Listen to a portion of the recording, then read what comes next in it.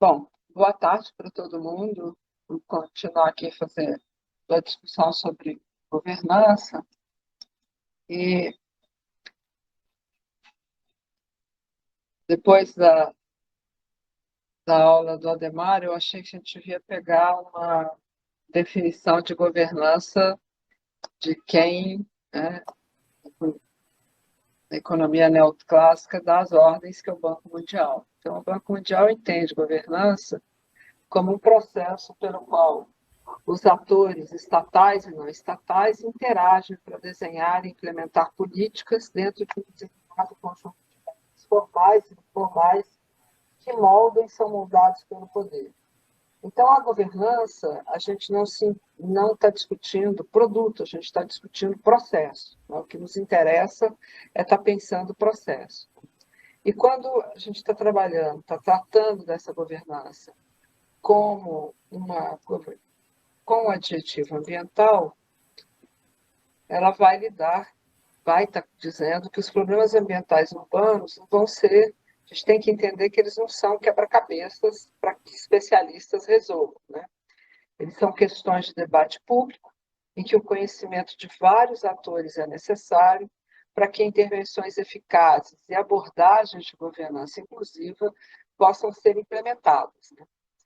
São de conectar conhecimento científico ao contexto local e torná-lo relevante tanto para a dinâmica local como para a solução de problemas, é um processo de tradução e cocriação. Então, governança, a gente está focado o tempo todo no processo em si, na forma de tentar evitar ou minimizar a maioria dos conflitos, né? Tentar criar situações positivas de relacionamento o tempo todo. Bom, eu acho que eu pulei um a mais. Portanto, a governança ela vai trabalhar com quatro ações que são que devem se amalgamar, né, e estarem trabalhando o tempo todo juntas, que é a questão de estar integrada, inclusiva, adaptativa e com todas as informações possíveis disponíveis, né? Então, e muito cuidado na hora de checar, inclusive, se essa informação é informação qualificada ou não, porque isso pode ser um problema muito sério se a gente não der conta disso. Bom, pensando nessa importância do processo, eu quis trazer para vocês algumas coisas que eu acho que a gente, ao longo desse semestre, falou muito a respeito, mas que sempre há um contraponto, que quando a gente está lidando pelo lado dos movimentos sociais, a gente tende a olhar isto também neste outro contraponto. A gente tem aqui o Clube de Roma, né, com o casal Meadows, do MIT, que vão trazer o que todo mundo já sabe, tem gente demais para os recursos que a gente precisa utilizar. Eles, de uma certa forma, já estão trazendo alguma coisa que o casal Elrich coloca no EcoScience, quando eles dizem também vão estar discutindo a população, a questão de população e consumo, mas quando o Holdren vem trabalhar, e eles vão fazer uma revisão desse livro para 1978, 8 anos depois, quando atualizam o EcoScience, ou a maioria das pessoas conhece esse livro por População, Recursos e Ambiente, ele traz a perspectiva do impacto tecnológico, né? Traz a tecnologia como uma variável importante que deve também ser mensurada nesse processo. Mas há um contraponto, né? E um contraponto que é um convite que parte do casal Meadows para uma reunião que vai acontecer em 1972, 73, no Rio de Janeiro, no Instituto de Pesquisas Científicas da... Nossa, esqueci o nome da universidade, me desculpem. É um instituto super antigo, da década de 60, e importante no Rio de Janeiro, em que são convidados pessoas de vários lugares da América Latina e que o professor Herrera, depois vem para a Unicamp, né, estruturar o IGC o IG da Unicamp, se torna o coordenador desse processo, porque, na ocasião, ele é o diretor da Fundação Bariloche, na Argentina. E eles escrevem esse relatório, que é Catástrofe ou uma Sociedade Nova, um modelo, né, para o mundo latino-americano.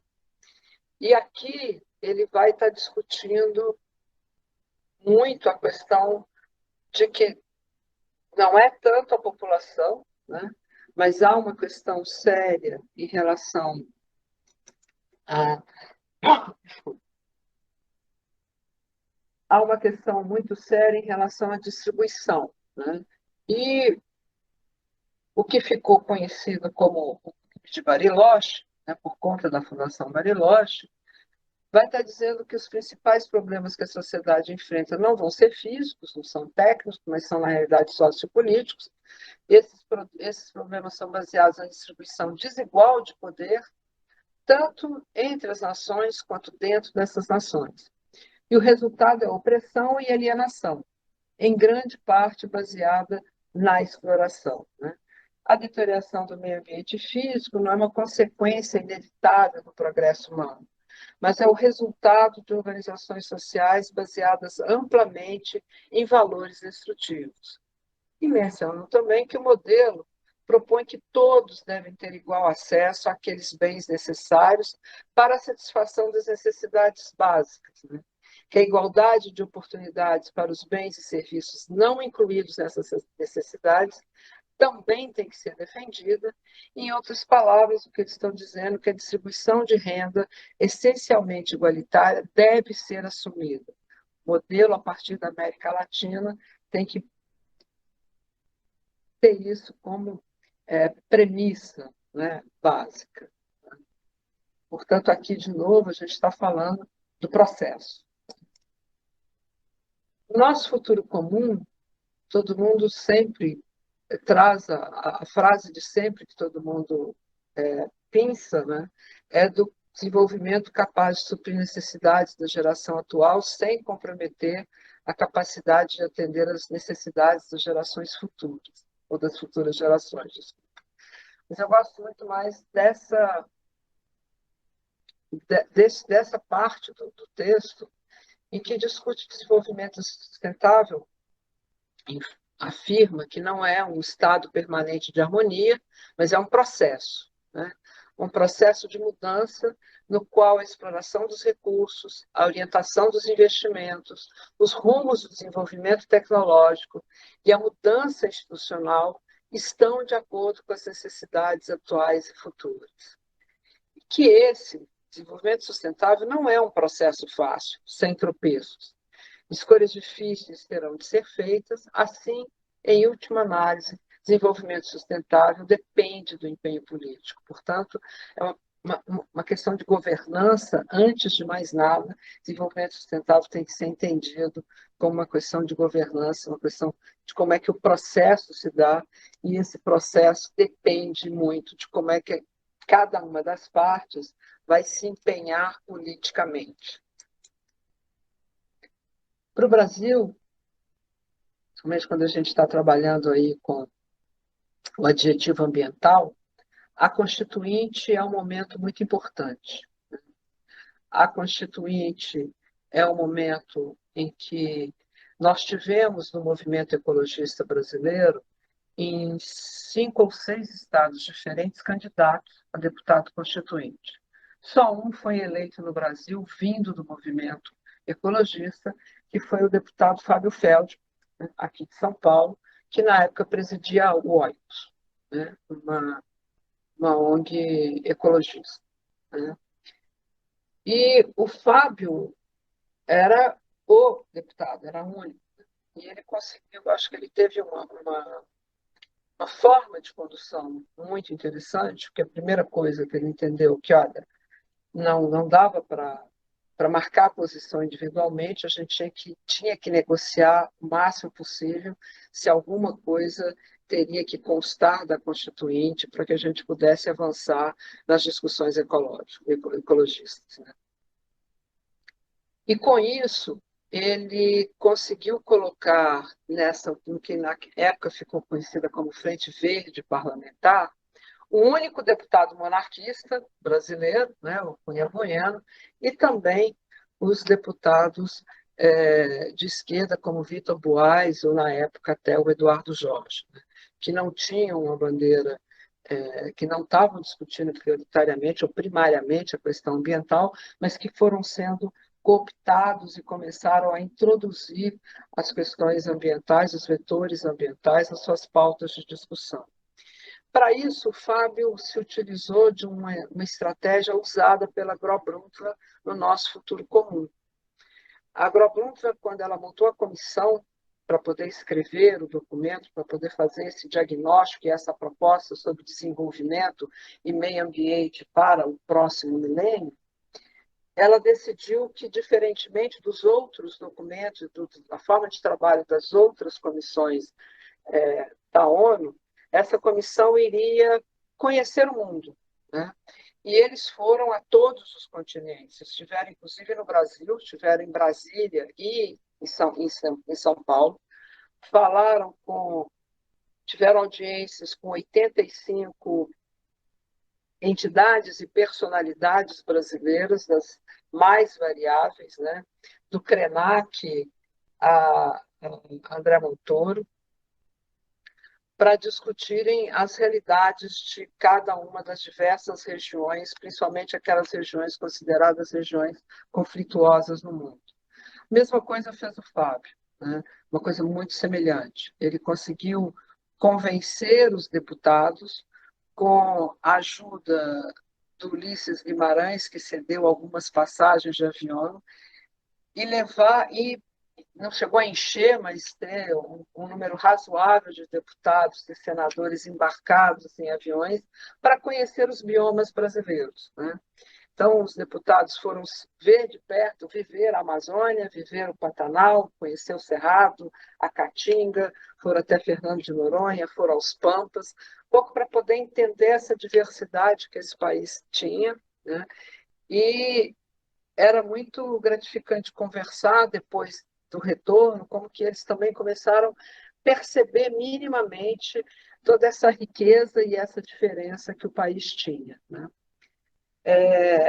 Na época, a Maria Teresa Pado, Jorge Pado, que tinha sido presidente do IBDF durante quase toda a ditadura, ela sai do IBDF e ela organiza uma ONG que ela começa a presidir, uma ONG também preocupada com a conservação da natureza, e consegue uma verba de uma ONG internacional e ela decide fazer uns bottoms, né, de metal com esta ave aqui, a ararajuba, que na época grande parte do movimento ecologista queria que fosse o símbolo brasileiro, mas que ela perdeu para o ipê amarelo, né, na Constituição. A Ararajuba foi doada, foi entregue só para os deputados e senadores, os constituintes, que quiseram fazer parte da Frente Verde, que assumiram a Frente Verde parlamentar, e eles passaram a trocar os seus bótons de legisladores por um bóton da Ararajuba, desculpa, né? Era uma forma de identificá-los. A grande maioria dos jovens, principalmente dos filhos e netos que foram parar na Constituinte, que não tinham uma plataforma de fato muito estruturada, acabaram arrebatados pela discussão ambiental e que foram de grande ajuda para que a gente conseguisse algumas conquistas. Não conseguimos todas que queríamos, mas algumas coisas nós conseguimos, né? E isso foi sendo conseguido paulatinamente. O artigo 225 ele já é uma coisa muito mais simbólica, né, do que as coisas que a gente foi conseguindo, que o Fábio, com a Frente Verde Parlamentar, foi conseguindo colocar. Eu coloco aqui, eu queria fazer uma homenagem né, a esse jornalista, o primeiro jornalista ecologista do Brasil, que é o Randall Marques, que tinha uma pena afiada, bem-humorada, foi quem denunciou as piores catástrofes ambientais desse país, como a anencefalia em Cubatão. trabalhava no Jornal da Tarde e toda vez que tinha que se escrever alguma coisa, principalmente para informar as pessoas que não estavam em Brasília sobre como é que estavam caminhando os trabalhos pela perspectiva principalmente ambiental e das minorias, o Randall era a melhor pessoa, ele sempre era muito preciso e com uma escrita fantástica. Bom, essa aqui é uma das reuniões que se conseguiu fazer no auditório Teotônio Vilela, né, trazendo pessoas de todo o Brasil. Aqui está o secretário, né, da SEMA, que ajudou a bancar isso aqui, apesar do ministro ser o Prisco Viana, o Roberto Messias Franco, que era um ecologista de Belo Horizonte, ele acaba conseguindo, e que estava ali por conta do Tancredo, né, ele acaba conseguindo verba para fazer isso. Esses cartazes que estão aqui, eu só me dei conta quando eu estava revisando a aula, eu não sei se vocês vão conseguir ver, mas é exatamente esse cartaz que está aqui atrás de mim, tá? Esse aqui é colorido, ó, que diz verde, amarelo, cor de anil são as cores do Brasil, por enquanto. Né? Coloquei aqui já tem um tempo, quando começaram a reclamar que eu vivia com a parede branca demais atrás de mim. Bom, essa atividade é uma atividade feita pelo movimento ecologista brasileiro, quando se começou a discussão do capítulo, né, já lá no Congresso Nacional. É estranho, porque naquela época a gente não saía tirando fotos feitos uns malucos, então é muito difícil a gente achar fotos dessa época. Bom, e aqui o famoso capítulo, né, de meio ambiente, o artigo 225, que tem uma grande novidade. É o único momento da Constituinte que se fala em coletividade. Portanto, se fala numa comunidade que, portanto, dizendo que toda a população brasileira vai estar caminhando junto, vai estar abraçando, né, esse seu dever de defender e preservar para as presentes e futuras gerações um meio ambiente sadio, ecologicamente equilibrado. Né? Por conta desse capítulo, o Ulisses Guimarães, que era o presidente da Constituinte, se mostrou extremamente surpreso com a quantidade de telex, que é o que não existia na época, e telegramas, que ele recebeu de todo o planeta, homenageando e parabenizando por se conseguir colocar um texto como esse texto que está no artigo 225. Bom, opa, mais um. Daqui, então, acho que a gente já pula para Rio 92, e na Rio 92 a gente lembra e fala muito da cúpula da Terra, que está propondo uma agenda para o século XXI, mas existiram dois eventos também extremamente importantes que fizeram muita diferença. Primeiro, um evento que aconteceu praticamente na semana anterior da abertura da Cúpula da Terra, que foi o Fórum de Ciência e Tecnologia na Praia Vermelha, que reuniu cientistas e pesquisadores do planeta, né, discutindo uma proposta diferenciada, uma proposta que desse conta dessas demandas, tanto demandas técnicas e governamentais, como demandas sociais para um meio ambiente mais equilibrado. E o Fórum Global é a primeira vez que uma reunião da ONU é acompanhada por um fórum de ONGs e movimentos sociais do planeta como um todo. O Maurice Strong, que tinha sido o secretário-geral da reunião de Estocolmo, em 72, ele insiste na importância de se ter um fórum desse, ele é o coordenador internacional deste fórum, do Fórum Internacional de ONGs e Movimentos Sociais, e esse fórum, ao invés de criar uma agenda, ele decide que é importante estar construindo tratados. Né? E todos esses tratados temáticos são escritos em quatro línguas, em três, desculpa, inglês, francês e espanhol. As reuniões aconteceram em tendas, aconteceu um fenômeno extremamente interessante, porque o dinheiro era muito curto, né, para essas discussões, e no máximo se conseguia pagar tradutor simultâneo para um dia e meio, talvez dois, um ou outro tratado. E, sem exceção, todos os tradutores simultâneos passaram a trabalhar de forma voluntária, pelo tanto que eles se interessaram pelo processo que estava acontecendo no Fórum Global, né? Então, há tratados aqui, o Tratado, por exemplo, de Educação Ambiental para Sociedades Sustentáveis, é praticamente, até hoje, um dos documentos, junto com o documento de Tbilisi, os mais importantes para quem trabalha e discute educação ambiental. Para quem está interessado, está começando a lidar com essas questões, ler esses tratados é extremamente interessante, porque isso aqui é o que foi produzido pela sociedade civil, literalmente do planeta, porque várias ONGs do hemisfério norte, né, tanto da Europa como dos Estados Unidos e do Canadá, fizeram questão de custear e trazer representantes de países que não teriam condições de vir até o Brasil. Então, você tinha representantes de quase todas as ilhas e países da Oceania, você tinha representantes de vários países da África e representantes dos movimentos sociais. Então, foi uma discussão muito rica, em que as pessoas puderam também perceber pelos movimentos sociais várias relações de conflito. Portanto, aqui se fez uma governança a partir da sociedade, sem intervenção de governo, sem ação direta dos governos. Foi um processo extremamente rico, que não foi uma pena que na Rio+20 já não se conseguiu fazer isso desta mesma forma, né?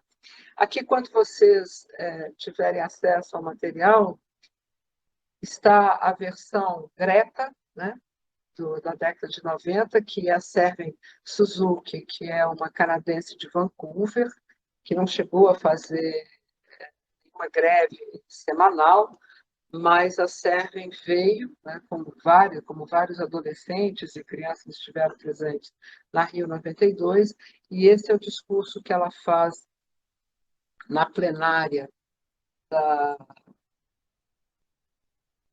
não do Fórum Global, mas na plenária da Senumad, e que merece ser ouvido, né? Bom, a Rio+20, eu não vou nem falar da Rio+10, porque aquilo foi uma coisa inacreditável, a forma como, principalmente, os países, essa nova consolidação neoliberal do planeta estava se colocando, e se a gente teve o Bush pai na Rio 92, o Bush filho mandou o seu secretário da guerra, né, o da defesa, para representar os Estados Unidos numa discussão sobre meio ambiente e desenvolvimento, né? Bom, a Rio+20, que dizia qual é o futuro que queremos, tinha esse tipo de imagem que vocês estão vendo aqui em cima, né? Helicópteros com gente armada olhando para a Rocinha o tempo todo, 24 horas, todos os dias, né? A Oca, onde estavam todos os indígenas protegidos, tropas de choque dessa forma. No aterro do Flamengo, a cúpula dos povos se reuniu.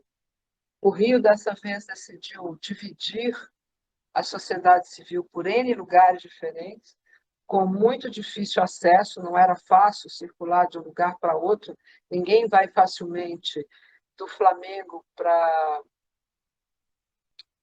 o Jardim Botânico, né, onde estava o Carioca, mas foi importante porque teve condição dos povos originários, pela primeira vez, eles conseguiram fazer uma reunião planetária, com representantes de várias localidades desse planeta.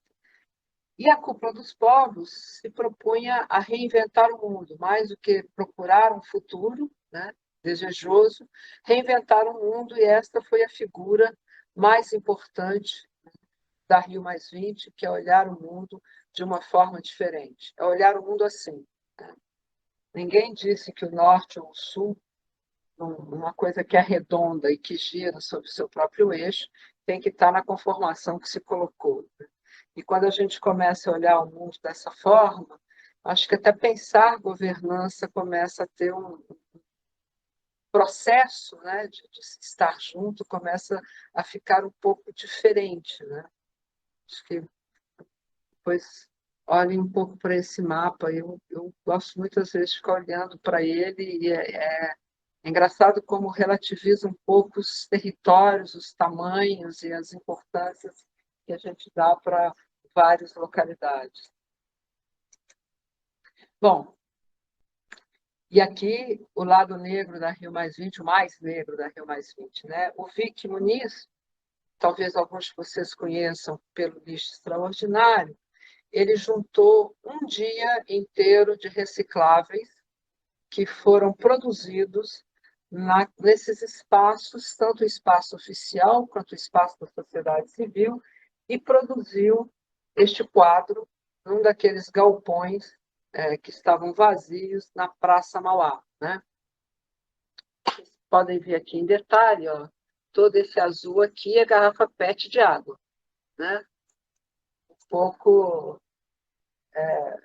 colocando aí a fábula do rei Tanu, né? Estamos lá a discutir, mas todo mundo está produzindo desnecessariamente essa quantidade absurda de resíduos, né? E aí eu acho que, vocês olhando para as pessoas, dá para imaginar a dimensão do que foi isso. E a última coisa que eu queria... Opa, se eu conseguir, é a penúltima que eu queria trazer da Rio+20, esse quadro pintado coletivamente, desenhado, colorido coletivamente, pelas crianças que estavam no aterro do Flamengo, na Cúpula dos Povos, né? Também merece um olhar atento, porque aqui dá para ver o que ainda está faltando, o que ainda tem de preconceito, o que não existe. Aqui a gente tem um esquimó, mas a gente não tem nenhum indígena, nenhum povo originário a não ser o esquimó. Qual o tipo de fauna e flora que está representado, e as cidades, com todas as novidades de infraestrutura verde possível e imaginável, a gente consegue ver neste desenho. Mas é um desenho que merece que se detenha sobre ele, principalmente para quem trabalha com crianças e jovens, né? Para perceber o que é que, por onde é que a gente deve, o que a gente tem que começar ainda a pensar e se cuidar. Opa, eu voltei tanto.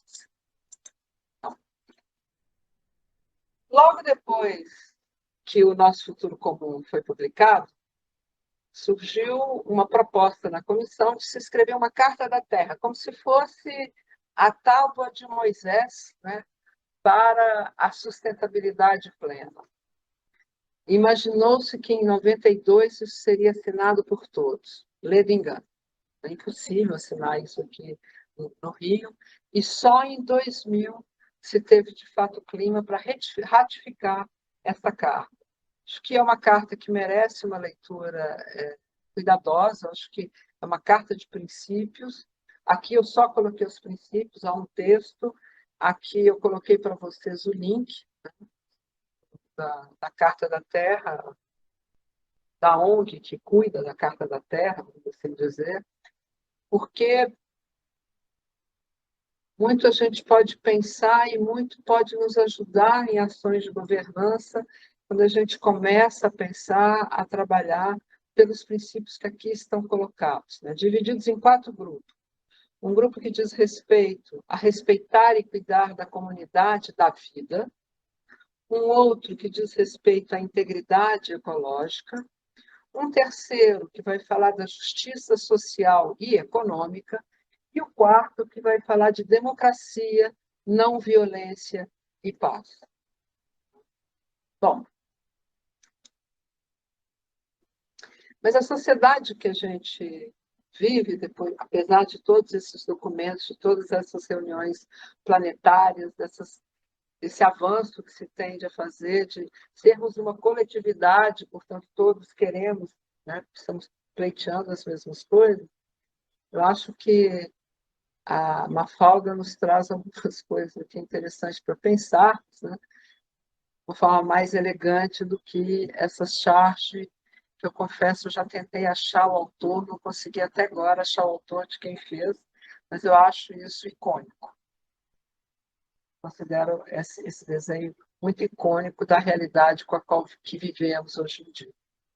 Portanto, somos movidos a use, compre, beba, coma, prove, né?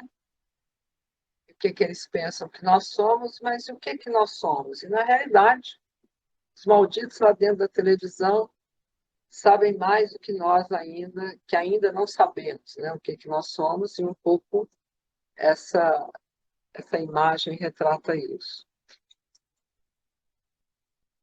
E isso, o resultado disso é que este hábito, que é um dos hábitos mais frequentes que a gente tem, que é de encher carrinhos, é encher carrinhos para esvaziá-los em latas, em vasilhames de lixo.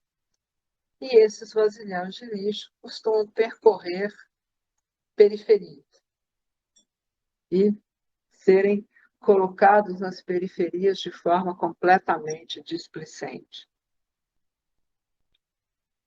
Isto é um processo que precisamos de a mais cuidadosa, mais delicada e importante governança ambiental para que, de fato, possamos fazer algum tipo de diferença. E é um pouco nessa imagem que a gente vai um pouco desconstruí-la e discuti-la daqui para o final do meu tempo de fala. Eu gosto muito dessa imagem também do Snoopy com o Woodstock, né? Que consegue transformar a inutilidade descuidada do Snoopy em algo extremamente útil. Então, e põe a gente a imaginar quem que seria no Brasil, quem que seria na América Latina, quem que seria hoje nesse espaço chamado de Sul Global, o Woodstock, né? Os catadores de materiais recicláveis que fazem com que o lixo, né, tratam o lixo como renda e são completamente invisíveis. E são, de fato, gente, completamente invisíveis. Já aconteceu situação de eu estar andando nas ruas, quando a gente ainda podia andar na rua com as pessoas, né, conversando, e passar um catador com esses carrinhos, porque tem soluções simplesmente inacreditáveis sempre, né, para caber e para colocar cada vez mais coisas. Se você falar, nossa, você viu o carrinho? A pessoa fala, que carrinho? Onde? Quando? Né? E acabou de passar, você quase tromba nele, as pessoas de fato não veem. São seres, são profissionais, são trabalhadores completamente invisíveis, andando e trabalhando e limpando as cidades brasileiras. Eram muito mais invisíveis, até acontecer esse fato aqui que chocou o Brasil como um todo, acho que chocou não só o Brasil, mas várias regiões do mundo, em que essa senhora, residente do lixão de Olinda, e como todo lixão, tem uma comunidade muito grande que ali reside, com muitas crianças, chega um caminhão, bem cedo, e esse caminhão derruba coisas e ela vê um pacote de carne, uma carne que ela cheirou, que estava muito fresca, e ela fez essa carne. E todo mundo comeu com muito prazer. Uma criança passou muito mal, mais de uma criança passou muito mal. Ao chegar ao hospital, indaga daqui, indaga dali, os médicos concluem que essa senhora tinha cozinhado resíduos de cirurgia, que o hospital simplesmente colocava pedaços da sua cirurgia no lixo, do mesmo jeito que colocava papel de bala. Isso aconteceu em 94, né? Esse lixão só foi fechado em 2017, apesar de toda a comoção, toda a comoção que aconteceu no país e fora dele. Mas essa indignação nacional acontece no momento também em que a Unicef está aportando no Brasil com uma proposta de tentar eliminar o trabalho infantil no Brasil, né? E a Unicef, junto com a Pastoral do Povo de Rua, decide lançar uma campanha nacional de criança no lixo nunca mais, né? Com isso, eles criam o Fórum Nacional Lixo e Cidadania.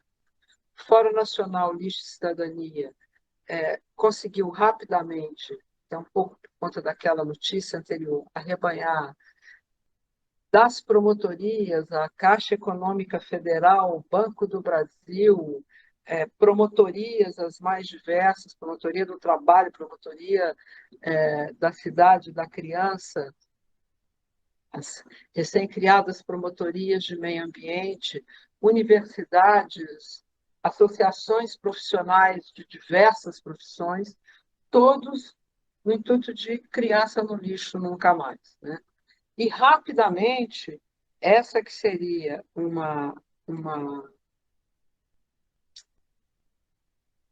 fórum nacional passa a ter correspondentes em quase todos os estados do Brasil, né? Em 2003, esse era o mapa que a gente tinha de fóruns estaduais, lixo e cidadania pelo Brasil, e em vários estados com fóruns locais, fóruns municipais e fóruns regionais também existiam, né? Alguns poucos existem até hoje, outros foram. Aconteceu um fenômeno que fez com que o Fórum Nacional acabasse arrefecendo, mas alguns fóruns estaduais, como o de Pernambuco, por exemplo, de Minas Gerais, continuam ininterrupto desde então, com uma atividade muito forte. Criança no lixo nunca mais nos colocou face a novas realidades. Primeiro, há uma realidade que essas crianças não são estúpidas, são capazes de aprender, aliás, são muito perspicazes e vivas, mas não foram treinadas, como todos nós que estamos aqui fomos, desde tenra idade, que o ato de aprender é esse ato tedioso de você ficar horas semi-estável, sentado em algum lugar, ouvindo preleções as mais variadas, né? Essas crianças aprendem enquanto buscam coisas, se informam na sua realidade. E o primeiro problema que se teve foi com as escolas públicas, porque os professores e os diretores também não estavam com a menor capacidade para receber essas crianças, né? Então, teve que se fazer também um trabalho para que elas pudessem ser aceitas e as pessoas não começassem a entupir os coitados de Rivotril, para que elas se tornassem crianças calmas, né? Então, aqui teve uma outra perspectiva de se pensar esse processo, né, essa governança, de como é que se pode viabilizar essa situação. Essa pessoa que está aqui, gente, para quem está perguntando, né, a Eliana Kátia, é uma pessoa que foi muito importante no Fórum Nacional, ela teve um papel muito importante em Belo Horizonte, depois em Brasília, e recém fechou o segundo maior lixão do planeta, que foi o lixão de Brasília, criando uma cooperativa fantástica em Brasília, acabou com o lixão de Brasília, que todo mundo achava que jamais teria condição de ser fechado. Ela conseguiu, em 3 anos, fechar o lixão e fazer com que as pessoas começassem a trabalhar de forma mais cooperada. Bom, o lixo também vai se tornar trabalho. E aí, eu não sei, na classificação brasileira de ocupações, qual é o número da ocupação de um biólogo ou de um professor. Seria eu. Mas a 5192 é a ocupação de trabalhadores da coleta e seleção de material reciclável, com quatro subdivisões, que detalha muito qual é a complexidade, a diversidade de ações que um trabalhador da coleta, né, um catador de material reciclável, executa nas suas atividades, né? E isso foi conquistado no ano de 2002. A grande questão era a gente parar cada vez mais de ter essa situação, que tem a ver quando a gente produz lixo, e passar cada vez mais a ter situações como essa, que só acontece quando nós olhamos para esse material como resíduo. E um agente super importante para que isso aconteça, que cria esse processo de governança, é o catador de materiais recicláveis, né? Ele é o melhor educador ambiental para esse processo, porque ele entende da indústria da reciclagem, ele sabe qual é a qualidade que o material tem que ter para que, de fato, ele possa voltar para o sistema produtivo, né? Ele pode estar informando as pessoas, e o que a gente tem visto toda vez que uma cidade adota os catadores ou assume uma relação de prestação de serviço, mais do que adotar, né? Adotar aqui é só uma licença poética, mas contrata os catadores como agentes ambientais para a sensibilização da população, esse trabalho tem qualidades muito mais superiores, muito melhores do que as feitas por qualquer outro tipo de educador. Porque, além de tudo, as pessoas que entram em contato com eles vão perceber que qualquer ato que ela executa é um ato que proporciona a um outro trabalhador uma vida mais digna. Então, aqui são inúmeras situações que a gente tem em diversas cidades diferentes do Brasil, dos catadores como educadores ambientais, né? Conversando com as pessoas, buscando material diretamente nas casas para que não fique pela rua, né? E isso é uma das coisas mais importantes para que essa governança de fato exista. E é uma questão individual. Quando algo fisicamente para na nossa mão, ou, teoricamente, está sob a nossa responsabilidade, portanto, em nossas mãos. Decidir o que fazer com ela, tipo, eu acabei de. Eu escrevi um bilhete no papel e eu já resolvi o que está ali e esse papel já não me é mais útil, né? Ou uma roupa que eu não quero mais usar. Ou, por acaso, eu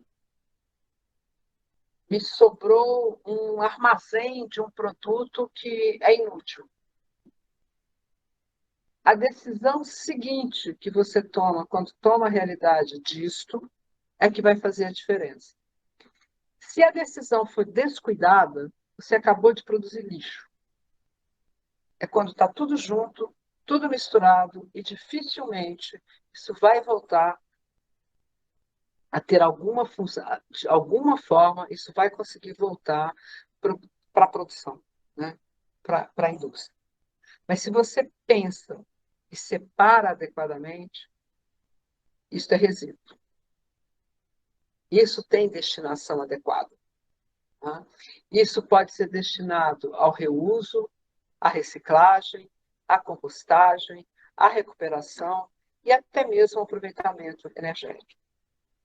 E a última coisa, que é aquilo que não tem função para nada, a gente tem certeza que é rejeito, ele só tem uma disposição final, né? Que são os aterros. Então, em aterros, a gente só coloca rejeitos. Toda essa governança faz com que o movimento, é possível que se organize no Brasil um movimento nacional de catadores, do porte que tem o movimento nacional de catadores, né, com uma atitude inclusiva e solidária. Movimento que se organiza oficialmente a partir de uma marcha no ano 2000, que hoje representa a rede latino-americana de recicladores, está dentro da Aliança Global de Catadores e é um dos representantes mais importantes do movimento Gaia, não só no Brasil, como na América Latina, que é um movimento que se organiza a partir do ano, a partir das PrEPCOM, das reuniões preparatórias da Rio+10 em Joanesburgo, para impedir a expansão da incineração de lixo pelo mundo. Hoje, o movimento já está produzindo o anuário dados sobre a reciclagem, números, quantificando a reciclagem no Brasil. Tá? Então, já produziram um anuário 2017 e 2018. Há 2 semanas, não, a semana passada, foi lançado o anuário 2019. E agora a gente poderá ter, de fato, números, poderá ter informações mais precisas no Brasil sobre a reciclagem. Porque, se por um lado você tem a indústria, nenhuma das indústrias, as grandes indústrias de reciclagem, tem números menores do que 60%, 70% do material retornando para a indústria. E os números oficiais dos sistemas públicos não passam de 2% ou 3%. Então, cabem a esses profissionais essa diferença, qualidade do seu trabalho. E esse trabalho, que é solidário e é inclusivo, ele se torna um trabalho em renda cooperativado. Então, daquela situação de lixão, as pessoas começam a trabalhar de uma forma muito mais digna, né, e conseguindo colocar com muito mais qualidade esse material no mercado. Não há nenhuma tecnologia convencional, nenhuma tecnologia ótica, nenhuma tecnologia de imã que consiga produzir fardos melhores do que os fardos que os catadores produzem na sua segregação de material. E para que esse trabalho continue inclusivo, solidário, cooperativado, o poder público fez a sua parte.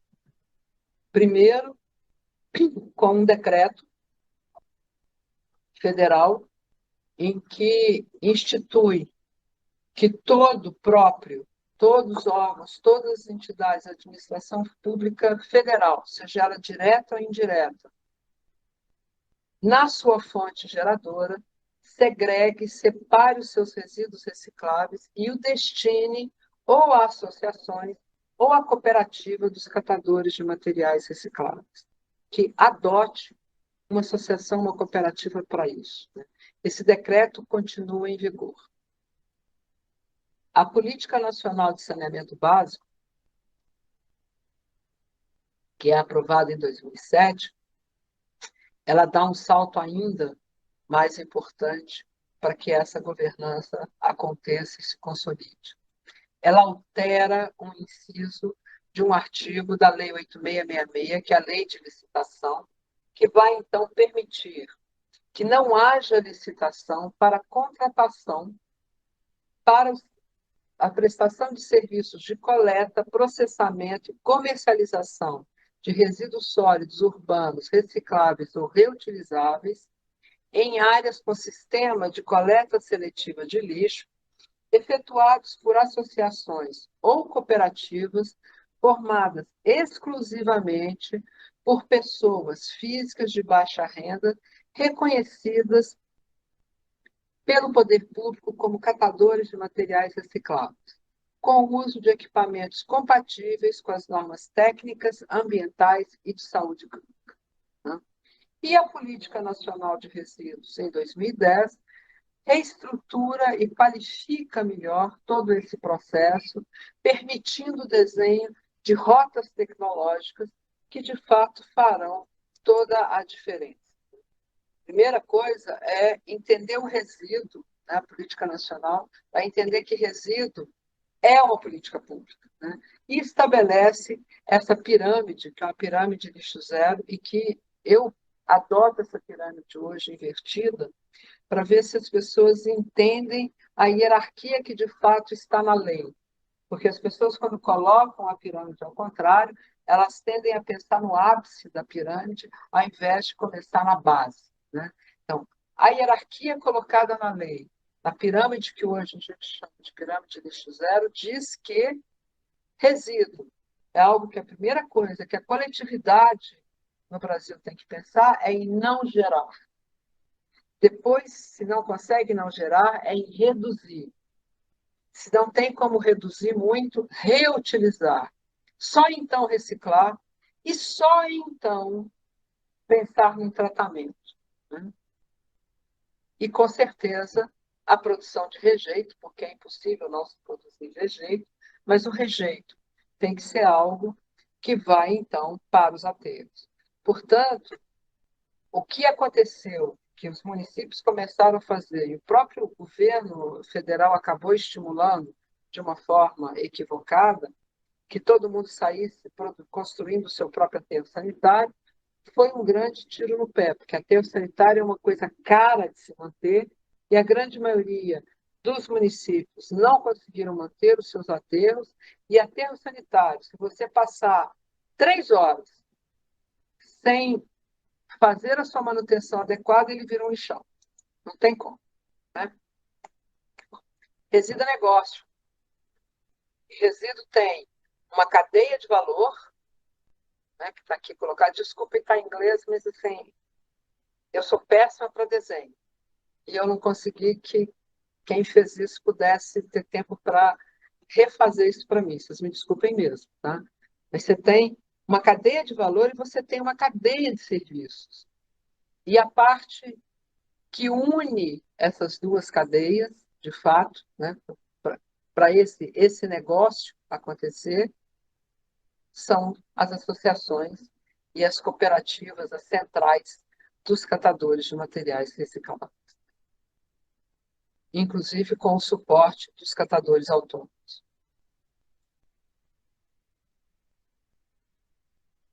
Os agentes sociais da gestão de resíduos hoje, que é uma coisa, essa indústria é uma indústria extremamente complexa, mas é uma indústria que nós precisamos começar a discutir aqui aonde está o fluxo financeiro, porque as pessoas têm que ser pagas adequadamente por esse serviço. Não dá mais para a gente, só porque nós não colocamos no Brasil explicitamente na política, não foi possível.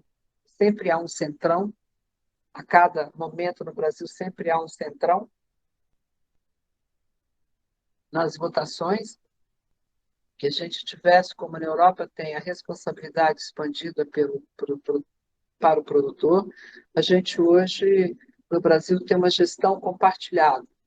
Mas essa gestão compartilhada não pode evitar que se pague o que é necessário para que se faça uma gestão adequada dos resíduos.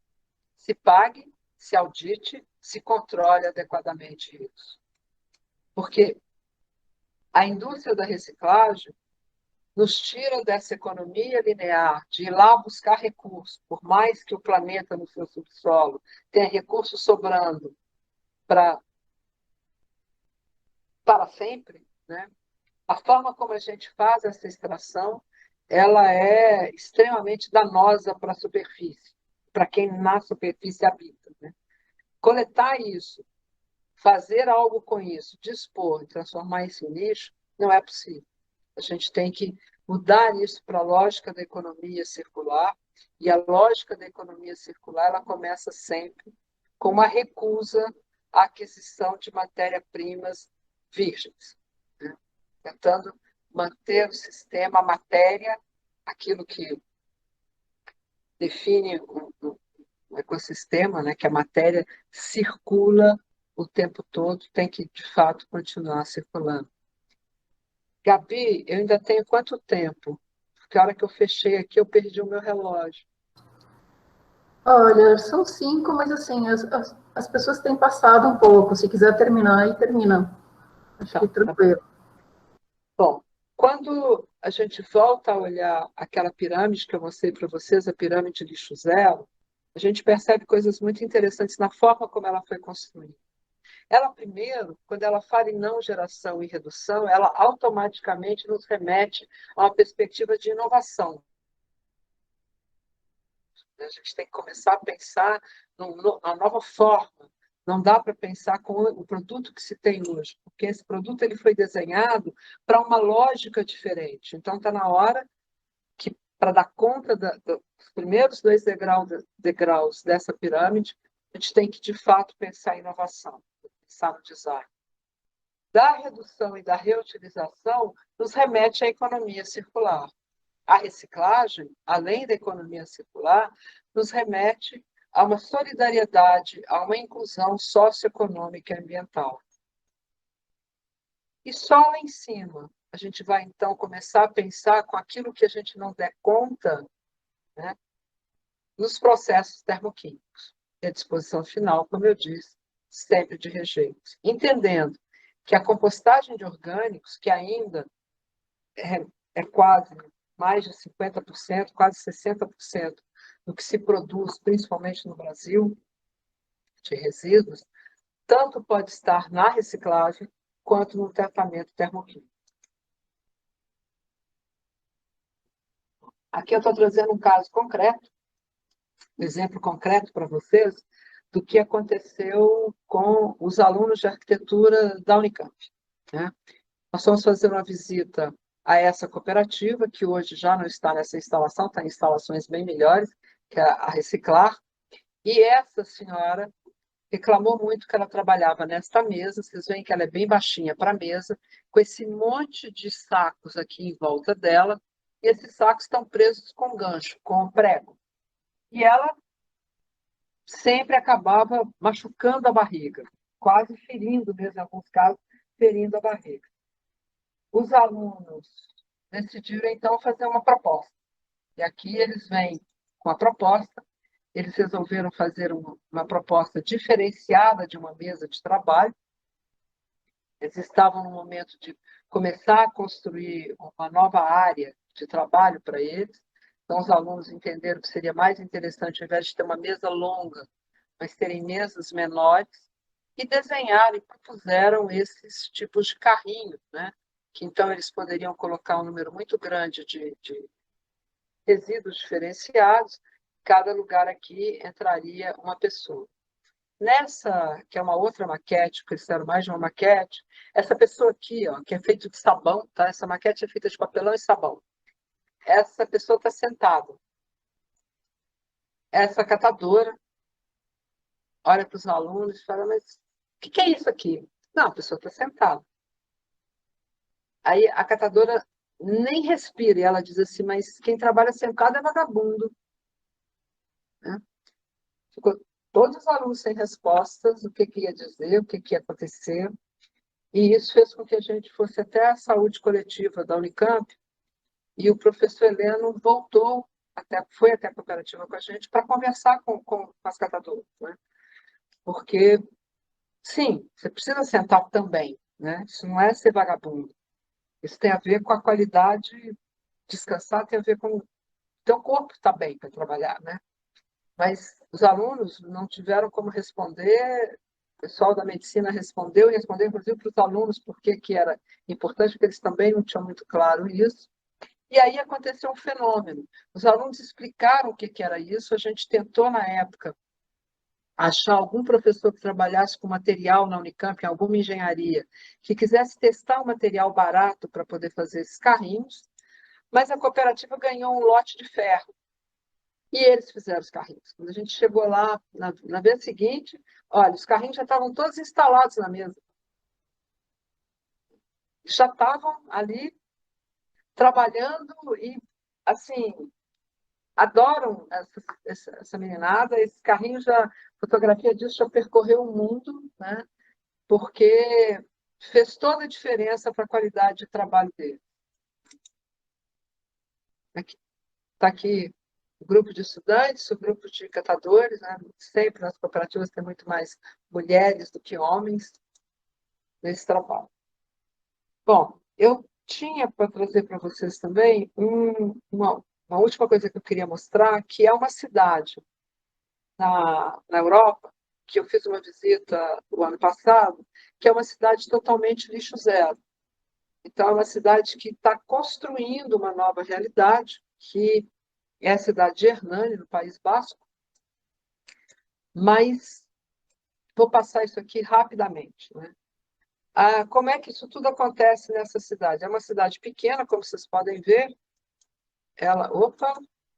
Né?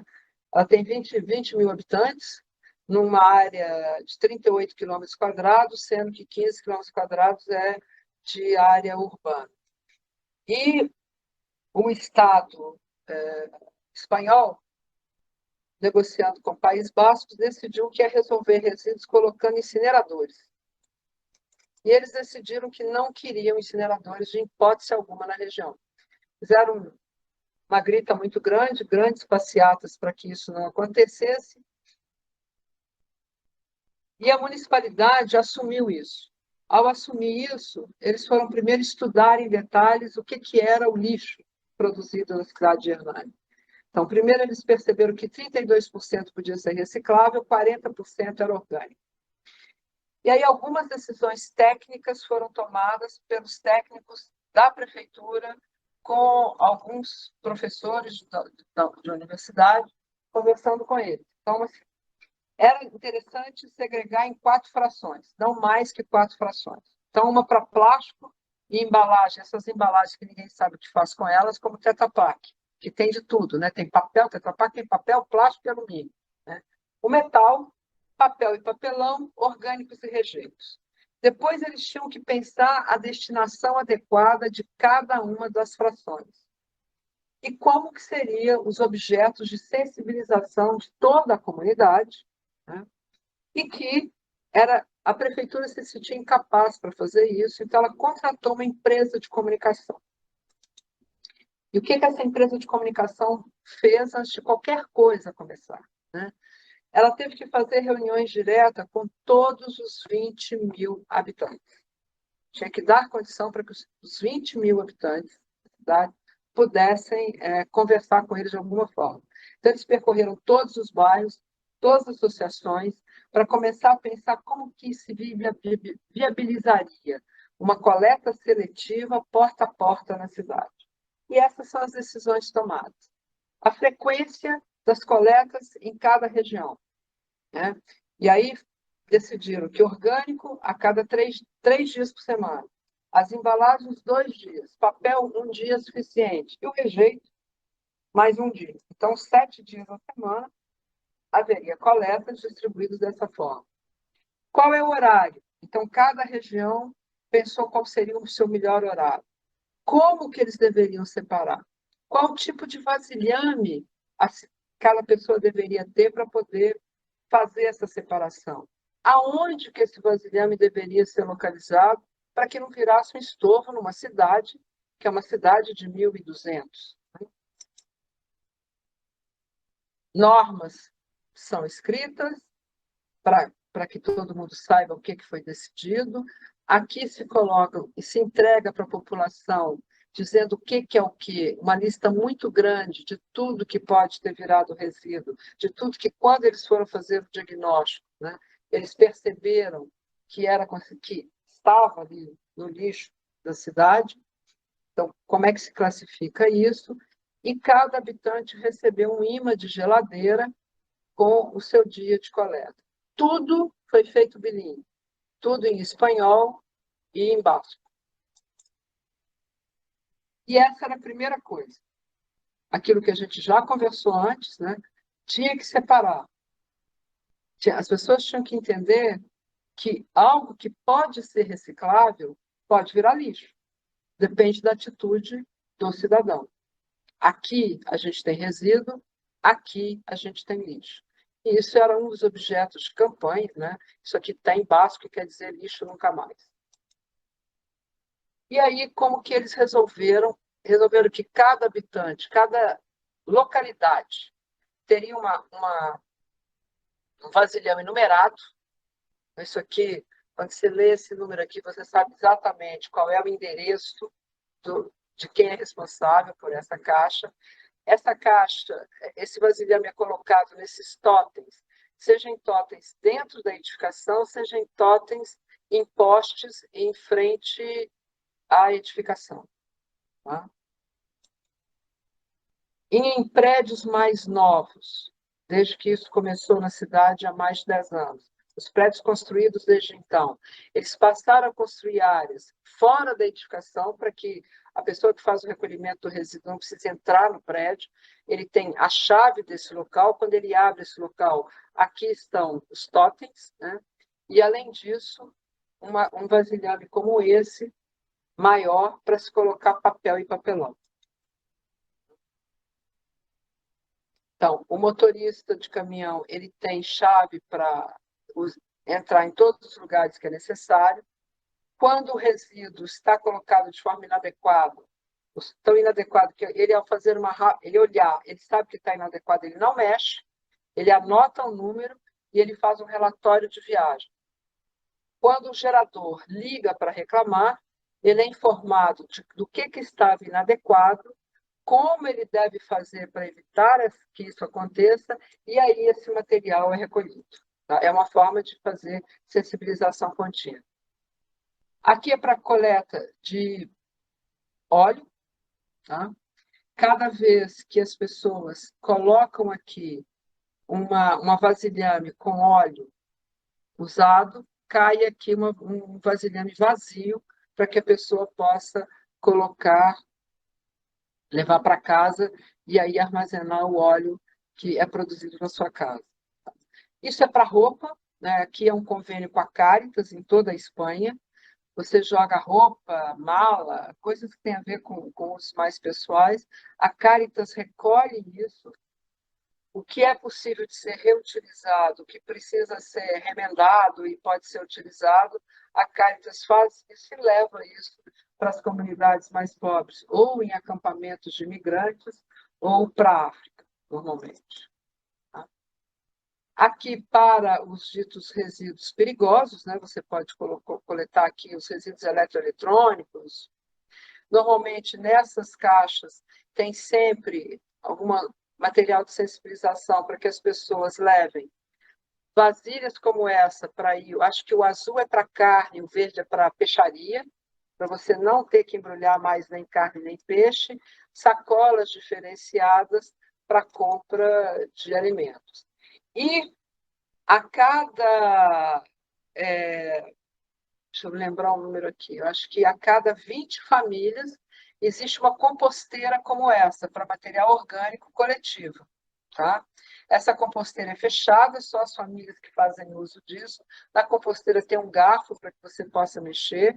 Tem uma coisa aberta, que é para colocar a serrapilheira, para poder ajudar na compostagem. E as pessoas podem usar esse material e a própria prefeitura usa isso para manter toda a área verde da cidade. Tá? Quem faz composto na sua própria casa tem uma redução no valor da taxa de resíduos. Tá? Então, cada composteira atende 10 famílias. E cada família na cidade tem, em média, 3 pessoas.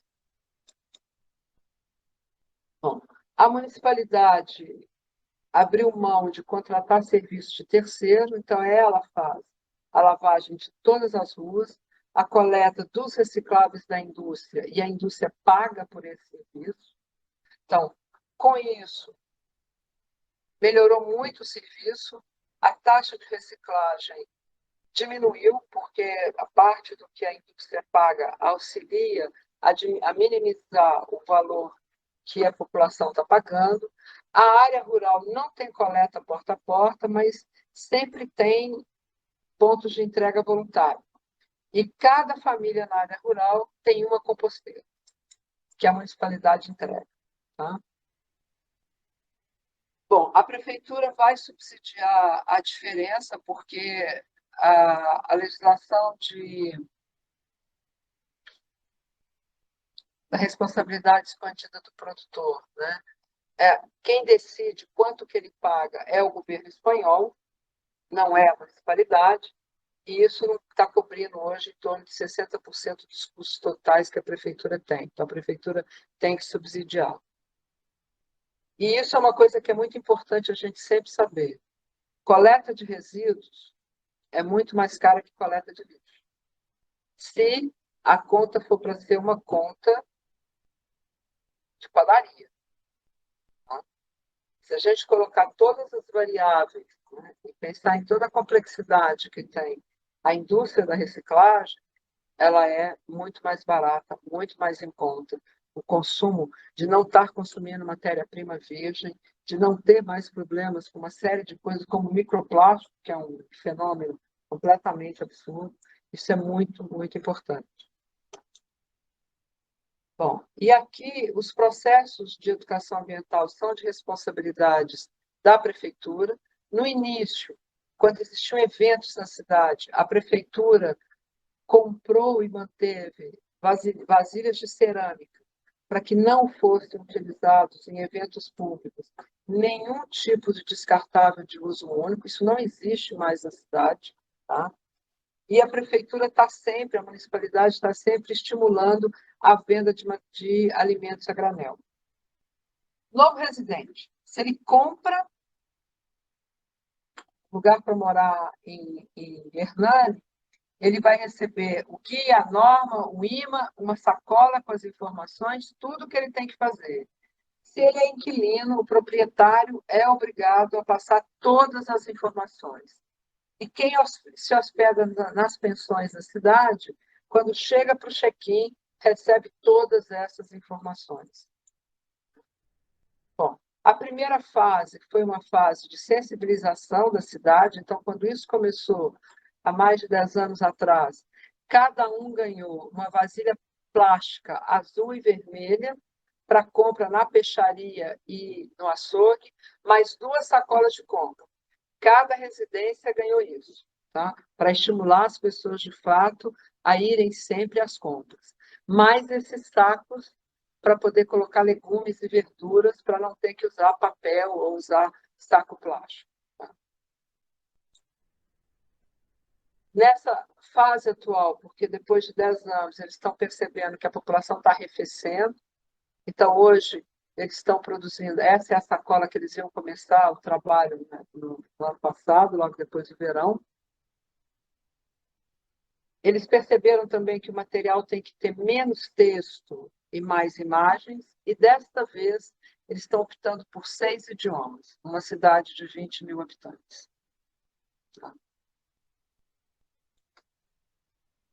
Então, basicamente, gente, é isso que eu tinha para dizer para vocês sobre esses processos todos de governança, usando, acho que, resíduos, que é o símbolo mais proeminente dessa nossa sociedade pós-Segunda Guerra Mundial. Né? Muito obrigada. Pronto, acabei. Desculpa ter demorado um pouco mais do que eu... Oi, Emília, muito legal a sua aula. Eu vou passar as perguntas do fórum e vou comentar que o Wilmer tem feito vários comentários aqui. Ele disse que trabalhou em vários dos lixões que você mencionou. Então, talvez depois eu chame para dar um depoimento aqui. Mas vamos começar com as perguntas do fórum, então. Bom, o Rodrigo tem uma pergunta, ele só colocou aqui. Rodrigo. Oi, me ouvem? Sim? Tá, beleza. Obrigado, professora, muito legal a aula. Eu tenho uma pergunta mais relacionada à primeira parte da sua apresentação, que essa coisa do histórico que você fez. Quando a gente vê assim, o que foi a Constituinte, depois da Rio 92, assim, parece que o Brasil estava bem na liderança assim, global das questões, das preocupações ambientais, né? Não sei se é uma visão longe já para poder... Eu queria saber se você concorda com isso primeiro, né? Se nessa época o Brasil estava mesmo mais à frente, assim, entre os países mais preocupados com essa questão. E o que aconteceu que, tipo, foi uma questão de governança para a gente chegar até aqui, está tão diferente, assim, a sensibilização social do que quando a gente olha na Europa, por exemplo, porque, assim, ninguém trata sobre esse assunto mais ou menos no dia a dia, né? E lá a gente vê que tem uma mobilização muito grande, não só desses pequenos núcleos universitários, mas de muita gente mesmo, né? Então, assim, é uma questão de governança? Você acha que realmente era assim, mudou? O que você diz sobre isso? Olha, Rodrigo, respondo, Gabi? Pode, né? Bom, então, assim, olha, vamos por etapas. Eu acho que tinha um movimento ecologista, né, até o ano 2000, até Rio 92, tá? Era um movimento ecologista, era um movimento social. E aí surge essa coisa de virar ONG. E qual é a questão, qual é a diferença entre um movimento social e uma ONG? Na ONG se descobriu, e eu até tenho esse livro aqui, que foi lançado em 87 nos Estados Unidos, como ganhar dinheiro com a sua causa. Né? Os neoliberais acharam uma coisa nova. E a ONG é isso, né? Na ONG, o que você faz? Eu tenho uma causa, eu vou lidar com isso como movimento social, não é uma coisa que eu faça porque eu quero coletivamente alterar, mas eu acredito tanto nisso que eu quero ter o meu salário vindo disso. Tá? Então, e aí começa uma relação também com o poder público muito complicada, porque o poder público começa a dizer, esse terceiro setor, ele então pode fazer coisas que a gente, poder público, não consegue fazer tão rápido. Então, ele legitima e ele pode, ele recebe para poder estar produzindo política pública, né? Não mais o poder público está ele desenhando as políticas públicas ou criando planos e projetos. Acho que isso é uma coisa que ficou muito complicada. Isso e nunca, quando acabou a Rio 92, o Fórum Global, o movimento, todo mundo, todas as entidades que participaram do Fórum Global, brasileiras, foram para Angra dos Reis, porque a prefeitura de Angra dos Reis era de esquerda e a prefeitura de Angra dos Reis convidou todo mundo. Então a gente foi para lá, eram quase 600 pessoas, eu acho, era muita gente, tá? E eu desisti de uma reunião depois de 4 horas. Aí eu te confesso que eu fui passear pelas praias, voltei 6 horas depois, e as pessoas ainda estavam discutindo se o nome do fórum seria Fórum Brasileiro para Meio Ambiente e Desenvolvimento de Movimentos Sociais e ONGs ou só ONGs. Isso era um grande risco, porque o movimento dos sem-tetos, o movimento por habitação, o pessoal do Fórum Urbano, queria que continuasse chamando o movimento social. O pessoal da SOS Mata Atlântica, o pessoal do CIAI, da WWF que estava entrando no Brasil, queria se chamar ONG. Tá? Tanto que aconteceu? Acabou o fórum, saímos E já tinha acontecido uma coisa interessante numa PrepCon brasileira, lá no Nordeste, em que um dono de posto de gasolina entrou na reunião e falou assim, eu estou me inscrevendo para essa PrepCon aqui. Eu falei assim, mas qual é a sua entidade? Ele falou, posto de gasolina não sei o quê. Eu falei, mas como assim? Posto de gasolina? Ele falou, olha, não é organização não governamental, meu posto de gasolina não é governo, então eu tenho direito de estar aqui. Tá? Então, a gente teve que conviver com isso a década de 90 teve muito isso. Né? E o que aconteceu quando acabou a reunião de Angra dos Reis? O pessoal das ONGs, né, aquilo que tu me diz, a classe média mais jovem, saiu e criou a BONG, Associação Brasileira de ONGs, ambientalista. E aí também tem essa coisa. Em 81, teve uma reunião que foi um Congresso Nacional de Ecologia, em que teve uma grande discussão se a gente devia começar a se chamar ambientalista ou a gente se manteria chamando ecologista. Também aqui teve um macho. Tá? E até 85, o movimento brasileiro ecologista ele se reunia no SBPC. Até que em 85, com a chegada de Gabeira e outras pessoas da Europa, eles resolvem que tem que constituir o Partido Verde. E há um racha no movimento também brasileiro, porque muita gente achava que não precisava construir um partido. O movimento social não precisa ele virar partido e deixar de ser movimento social. Né? E acabou que quem estruturou o Partido Verde no Brasil não tinha nenhuma legitimidade junto ao movimento no Brasil. Então, todas essas coisas, quando você vai, com o passar do tempo, né, você vai vendo que isso vai tendo consequências. Quando algumas lideranças de movimento começam a precisar de emprego, a ter familiares que precisam de emprego, e as pessoas vão para dentro das indústrias, como liderança de movimento e começa a pleitear emprego para um parente, isso tudo tem consequência, gente. Tá? E a gente foi vendo isso acontecer. Eu acho que o Jolie também deve ter alguma dessas histórias para contar, né? Porque ele também deve ter vivido um pouco isso. Certo. Eu acho que é isso que no Brasil acabou fazendo. E, por outro lado, quando o governo Lula assume, muitas das pessoas que estão no movimento viram governo. E o movimento social fica esvaziado. Seja ele ONG, o movimento social, ele fica esvaziado. Na área ambiental, quando você tem O Capobianco do ISA vira chefe de gabinete, né?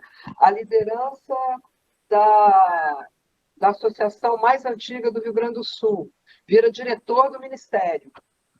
Então, isso também foi o que aconteceu com o Fórum Nacional. O Fórum Nacional Lista e Cidadania, praticamente todas as lideranças que compunham o Fórum Nacional foram para o CISC, foram para a Comissão Interministerial de Inclusão de Catadores, que era uma comissão junto à Presidência da República. E aí, de repente, quando começou a vazar, cadê o fórum? A gente está agora tentando reabilitar o fórum, tá? Mas, provavelmente, pessoas como o Luiz Marques podem explicar isso melhor. Eu só estou dizendo como alguém que vive, mas deve ter alguém que deve estar analisando e avaliando isso, né? Eu espero. É você a pessoa que pode, Emília. Eu só posso contar o que eu vivi, mas eu acho que a gente precisa de uma análise crítica. Por exemplo, o Pádua, que é um historiador, né? E é um historiador, ele escreveu um livro sobre a história do movimento. Mas ele considera o Fábio Feldman um cara muito de centro.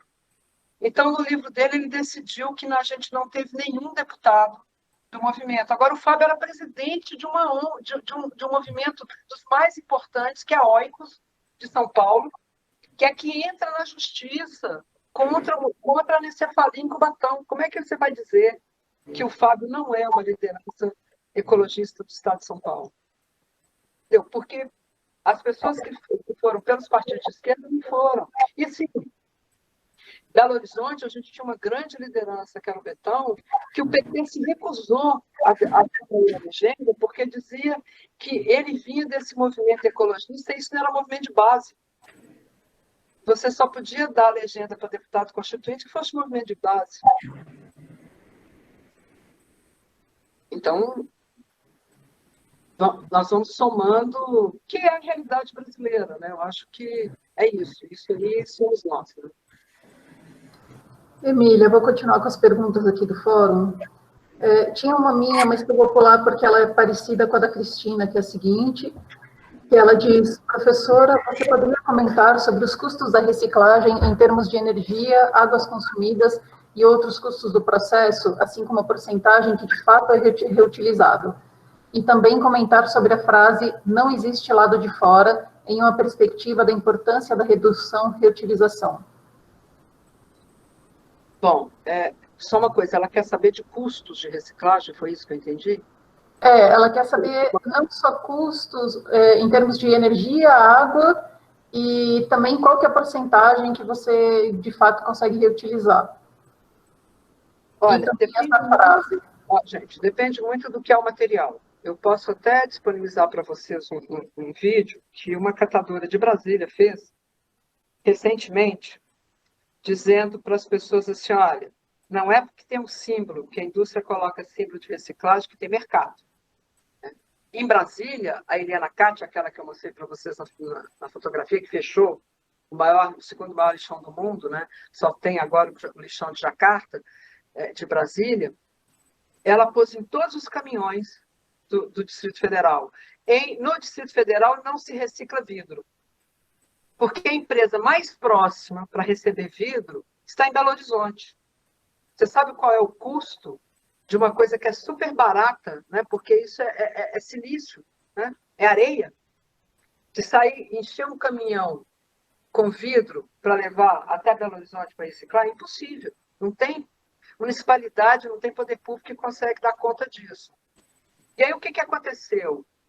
Os restaurantes entenderam o golpe, né? Então o que eles fizeram? Eles conseguiram convencer um empresário a abrir uma empresa em Goiânia e eles estão bancando levar todas as suas garrafas de vinho, garrafas de cerveja, tá, até Goiânia para que essa reciclagem aconteça. Então, isso é uma coisa que... Os valores e os números que você está pedindo são mais complicados, porque a gente agora está começando a fazer isso no Brasil. Tá? Então, a gente não tem isso muito claro, mesmo no mundo, o que a indústria diz não quer dizer que é exatamente o que vai acabar acontecendo. Tá? Uma coisa é a indústria, ao produzir, tipo, essa garrafa, ela diz isso aqui é reciclável. Né? Essa aqui, até época, ela é transparente. Mas, e essa tampa é tampa de cor única e é uma cor que é passível de reciclagem. Dependendo da cor da tampa, talvez não seja mais reciclável. Então, tudo plástico que é muito, muito colorido, com certeza você não vai reciclar. Ou ele vai reciclar de uma forma que ele recicla uma vez ou recicla duas. Então, você acaba tendo um problema muito sério. Né? Todos esses papéis celofânicos que fazem muito barulho, também a reciclagem é muito ruim. Né? Então, a gente tem que ter a indústria para fazer isso, que a gente também ainda não tem. Veja, há uma cooperativa no alto do Rio Negro. Como é que a gente tira plástico do alto do Rio Negro para levar até Brasília para ser reciclado?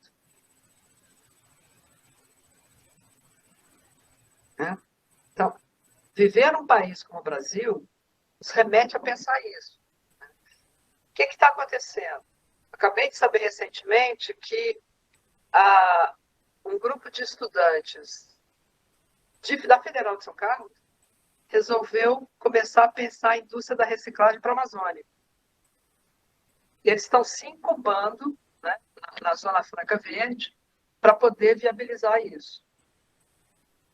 Então, não basta simplesmente a gente estar recebendo e dizer, olha, é reciclável. Tem que ter uma estrutura.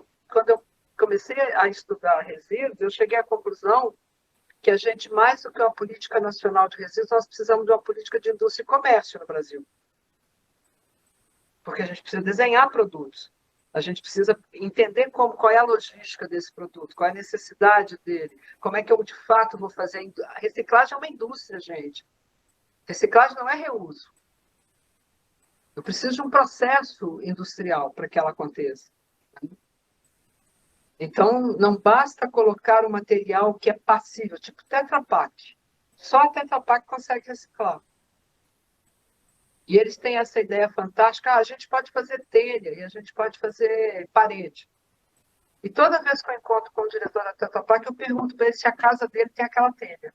Ou se é só a casa de pobre que tem que ter essa telha. Porque se é tão bom, por que ele não põe na casa dele também? Né? A gente não pode continuar com essa coisa de que eu tenho que produzir algo para o pobre e eu não tenho que produzir. O famoso plástico do leite Shefa. Aquilo não tem como reciclar. Aquele plástico leitoso que o leite Shefa resolveu fazer a garrafa, aquilo é impossível de reciclar na indústria brasileira. Tá? Então, na realidade, não é o material em si. O que faz o material que é passível de ser reciclável,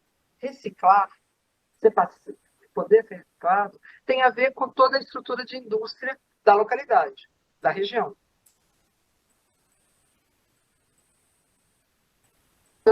Bom, o Ademar e o Jolie levantaram a mão aqui. Não sei se vocês querem falar ou se eu passo para as próximas. Também quero falar depois. Tá. Ademar, você quer falar? Você levantou primeiro. Eu levantei primeiro. Não, duas coisas. Primeiro, eu acho fundamental esse trabalho dos catadores, etc., porque em países como o Brasil, e a maior parte dos países que é pobre, são eles que vão fazer a reciclagem, basicamente, né? Então, todo esse movimento que a Emília descreveu, de organização e melhoria de condições de trabalho, etc., ainda tem um longo caminho pela frente e, enfim, é fundamental, absolutamente fundamental, na indústria de reciclagem em países como o Brasil. Aliás, o Brasil é campeão mundial em reciclagem de alumínio por causa da pobreza. Por causa da pobreza. Você vê catador de alumínio no meio da Bandeirantes, na ilha, procurando latinha. Né? Você não vai encontrar isso no Japão. Né? Então, no Japão, por outro lado, que não tem catador no meio das autoestradas, também recicla bastante, um pouco abaixo do Brasil. Mas aí é por disciplina, né, de recolhimento do povo, etc. Bom, então isso é fundamental, realmente. Agora olhando a experiência da cidade de Hernani, na Espanha, ela é bastante única realmente, porque a gente vê que a disciplina exigida para uma reciclagem boa, ela é difícil de ser atingida. E eu não sei nem se vai ser atingida algum dia de uma maneira satisfatória, né? Então, e é uma pergunta que eu faria, então, para a Emília. Na Alemanha, eles desenvolveram um processo.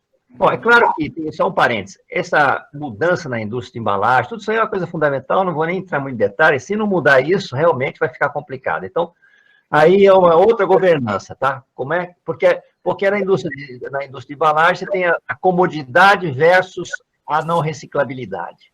Então, é um negócio complicado, bom, depois a gente pode discutir isso. Mas o fato, eu queria pegar um outro ponto, que é assim, então eu vejo na Alemanha, eu tenho um filho que mora na Alemanha, bom, enfim, na Alemanha eu frequento, vamos dizer assim, mais a Alemanha, eu vejo que mesmo lá, não funcionou. A Alemanha, com toda a sua disciplina, pelo menos é a minha experiência lá, você tem reciclagem básica, todo mundo faz reciclagem básica, matéria orgânica, todo mundo separa, aí sim é generalizado, mas quando começa para diferenciar, aí já complica. Papel, isso, aquilo outro. Então, os alemães desenvolveram um sistemas, sei que tem esses sistemas automáticos de separação, etc., que são aparentemente muito eficientes. Eu queria ver se a Emília conhece de perto esse processo, sabe ver isso. É um negócio incrível, me pareceu incrível. Eles conseguem um grau de sofisticação na separação. Então, os alemães conseguem, nessas usinas, reduzir 90% do volume que vai para aterro. É isso mesmo, Emília? Um pouco menos. Mas, assim, eu tive em Munique. Munique tem a maior feira de saneamento do planeta, né? E nós fomos a essa feira, um grupo de professores do Brasil, num projeto que estava se iniciando aí há uns 2 anos atrás. E aí você tem algumas questões em relação à Alemanha. Primeiro, a Alemanha incinera, tá? Uhum. Porque ela precisa de energia. Então, para ela já estabeleceu que 40% de reciclagem é um bom teto. Certo. Ela não vai estimular mais do que 40%. Tá? Uhum. Isso é a primeira questão. Né? E eu acabei me exaltando numa discussão lá e cometi uma gafe muito grande, porque eu fui falar para um alemão a máxima que a gente usa aqui no Brasil. Queimar lixo no Brasil é queimar catador. Você não fala isso para um alemão, né? Ainda mais em Munique, né? Um negócio assim, você fica com a saia muito justa. Depois eu tive que pedir milhões de desculpas depois disso, mas eu me empolguei, porque quando eu acabei a frase, eu falei, meu Deus, como é que eu faço isso? Mas, enfim. Então, essa é uma questão. A outra nós fomos visitar os tais locais de triagem dos alemães. E eu tenho uma foto, não pode tirar foto, mas a gente é brasileira, a gente acaba tirando foto, né? De um cara que estava tentando maquiar um fardo. Porque esses equipamentos óticos não são tão bons quanto a mão dos catadores. Isso aqui, ó, dos catadores. Né? Tanto que, quando eles chegaram no Brasil e a gente os levou para a cooperativa, a gente levou tanto um inglês, com quem a gente fez um projeto um tempo atrás na Universidade de Leeds, quanto o pessoal da Universidade de Hamburgo. A primeira reação deles na cooperativa foi assim: aonde é que está esse sensor óptico que faz fardo assim? Tá? E aí você traz aquela senhorinha de quase 70 anos e diz, ela, né? Eu falei, impossível, porque vai demorar muito se fazer na mão. Aí ela começa a fazer. Nós levamos uma catadora para a Universidade de Leeds. E ela foi visitar com a gente um centro de triagem. E ela ficou encantada com a luva do cara que estava trabalhando e pediu para usar a luva para ver como é que ele fazia a triagem. Ela começou a fazer a triagem, de repente veio um supervisor lá de dentro perguntar para ela se ela estava procurando emprego. Porque ele nunca tinha visto alguém com a habilidade daquela, fazendo a triagem. Tá? Então, assim, você tem uma coisa de que... E claro, quem que está ali fazendo a triagem? Em Leeds? O migrante negro africano, né? Então, aquilo, ele ganha mal, ele provavelmente não tem carteira, enfim, não tem condição nenhuma de trabalho adequada, tá? Então, você tem todas essas situações. Eu vi no local de produção de CDR, na Alemanha, uma situação com um radinho de pilha, um guarda-sol e uma garrafa de café, que eu falei, gente, isso parece o lixão de gramacho. Os catadores é que ficam sentados numa situação dessa, que era onde ficava o cara para poder camuflar os tais dos fardos, entendeu? Então, essa situação também, quando você vai olhar de perto, né, toda essa tecnologia que foi investida não faz um serviço muito inferior em qualidade, e eu tive no Japão também, o serviço também é bem inferior de qualidade do que o que a gente faz. O Japão é melhor porque o japonês segrega em casa com uma precisão muito grande. É uma cidade no Japão, que é uma cidade lixo zero, que ele segrega em 62 itens diferentes.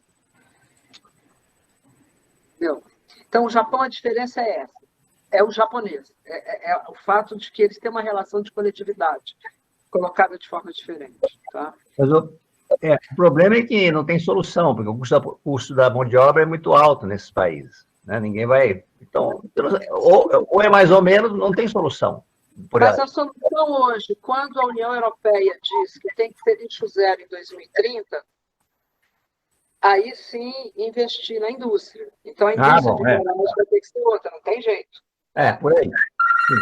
Pessoal, tem muita gente para falar aqui. Vou passar a palavra para o Danilo, primeiro que ele se inscreveu no fórum faz tempo.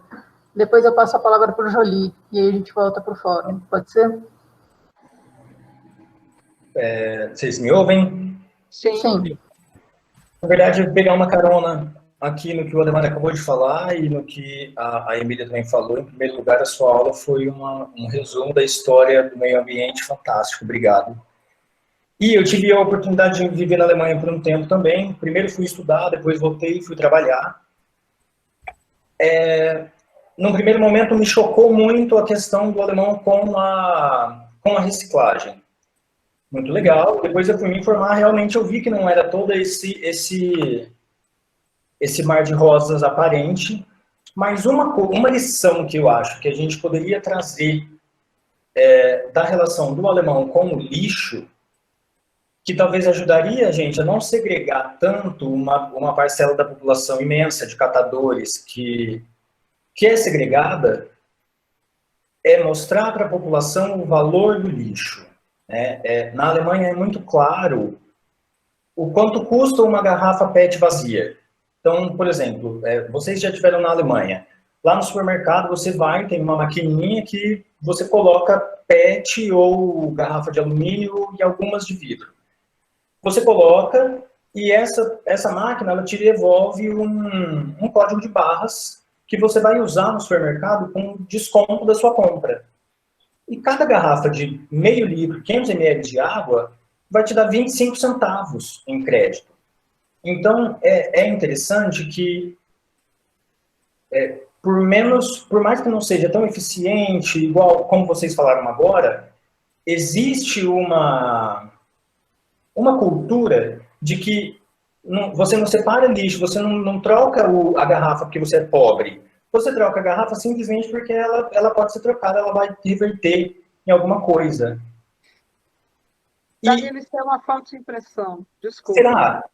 Sim, porque você já pagou esses 25. Sim, eu já paguei esses 25. E você continua pagando. Ele não está tirando, não está te devolvendo. Ele não me devolve, mas ele me estimula. Sim, mas olha só. Primeiro, será que você precisa... Aquela conversa com o Ricardo. Você precisa da garrafinha de água? Na Alemanha, você não precisa. Você não precisa nem no Brasil. Você pode tomar água potável da torneira da tua casa. Sim. Então, você não precisa. Né? Te convenceram que garrafinha de água é uma coisa importante na sua vida. Pode ser. Tá? Você não precisa. Por quê? Qual é a indústria mais eficiente do planeta? Que não tem resíduo? A indústria do petróleo. Porque você só consome plástico que você precisa de gasolina. Sim. Na hora que você parar de precisar de gasolina e diesel, você não tem mais plástico. Então, percebe que está se criando uma falsa impressão de que isso funciona. Do mesmo jeito que todo mundo diz, não tem catador no norte global. A minha diversão é colecionar fotografia de catador pelo mundo. Sim. Eu tenho catador na porta do Congresso norte-americano, eu tenho catador no Parque de Munique, eu tenho catador em Berlim, eu tenho catador em Paris, tem catador para todo lado. Eu tiro foto. Né? E na Alemanha, um professor me disse assim, não, esse idoso não é catador porque ele precisa do dinheiro. Ele é catador porque como ele não tem mais nada o que fazer porque ele é aposentado, é uma distração ele enfiar a mão no lixo para catar garrafa. E se olha e fala, tá bom, né? Eu estou de convidada, não vou dizer para ele que isso é bullshit, né? Não tem outra forma de falar isso, mas enfim, tá? Então, uma falsa impressão de que o sistema de pagar e te devolver, que você está tendo algum tipo de... Não sei, olha, o Ademar é economista, está aqui, provavelmente ele vai te dizer aonde é que está a pegadinha dessa história. Quero saber. Uma outra coisa que me chamou muita atenção foi quando eu fui para a Alemanha na graduação, a gente morava era um quarteirão todo com prédio de república dentro da universidade e existia uma área para a gente colocar o lixo. Então, fazer toda essa separação de cores de vidro e a separação que eles fazem. Só que essa área era uma área extremamente restrita e era muito difícil. Você tinha que ter uma tag de entrada, e daí você abria uma porta e tinha que esperar ela fechar para abrir a outra, e daí você entrava dentro de um galpão cheio de coisa. Então, foi nesse momento que eu falei, nossa, o lixo aqui vale alguma coisa que talvez não valha no Brasil. E daí, a partir disso, eu comecei a prestar atenção nesse tipo de coisa. Então, eu me lembro de sempre estar muito rodeado de informações que fossem diretas ou indiretas, de que, assim, se o lixo vale dinheiro. Mas, o que eu pensei, se talvez nós tivéssemos uma noção de que esse lixo pode valer algum dinheiro, talvez a gente fosse capaz de encarar a reciclagem de uma forma diferente. Não sei, posso estar compartilhando. Você vai ter, porque acabou de ser aprovada agora em julho uma lei que diz que até julho do ano que vem, atrelado à lei de responsabilidade fiscal, todo novo prefeito tem que criar a taxa de lixo.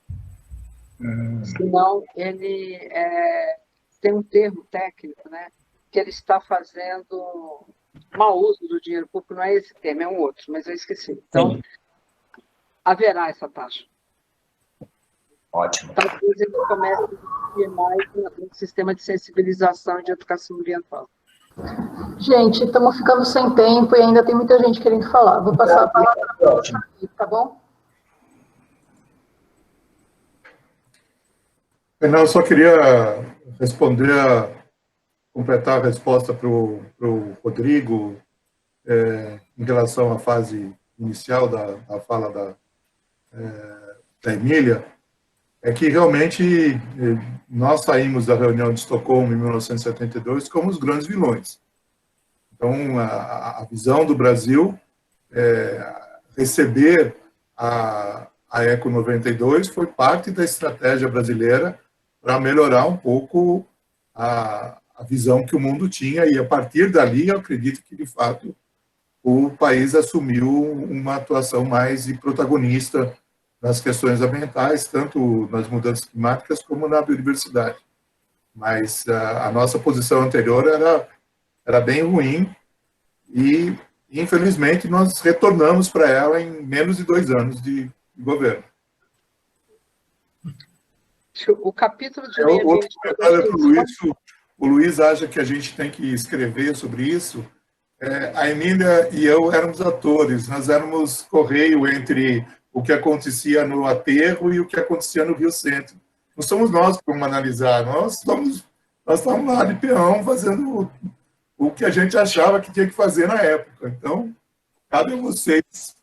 São os peões que devem escrever, Jolie. Não são os presidentes, não. São os peões que têm que escrever. É bom lembrar que assim, a gente só ganhou o direito a pleitear a Rio 92 por conta do artigo 225 da Constituição. Tá? Essa é a questão, que muita gente quer apagar, mas é isso. A quantidade de telegrama, eu me lembro do Ulisses Guimarães mencionando que, mas um artiguinho desse, para que tanto telegrama? Porque ele mesmo não entendia o que estava acontecendo. Tá? Gente, tem 3 pessoas mais querendo falar, então eu vou dar 1 minuto por pessoa agora e 1 minuto para a Emília responder. Então, tem uma pergunta do Leonardo. Leonardo, eu vou ler sua pergunta aqui, que é: professora Emília, tem algum projeto para termos essa proposta parecida com o País Basco aqui em Campinas? Ou não é possível? Precisaríamos de políticos e cidadãos mais verdes? E ele coloca entre parênteses: quero muito que isso aconteça aqui, minha mãe costuma separar tudo que é de reciclagem e gostamos muito da aula.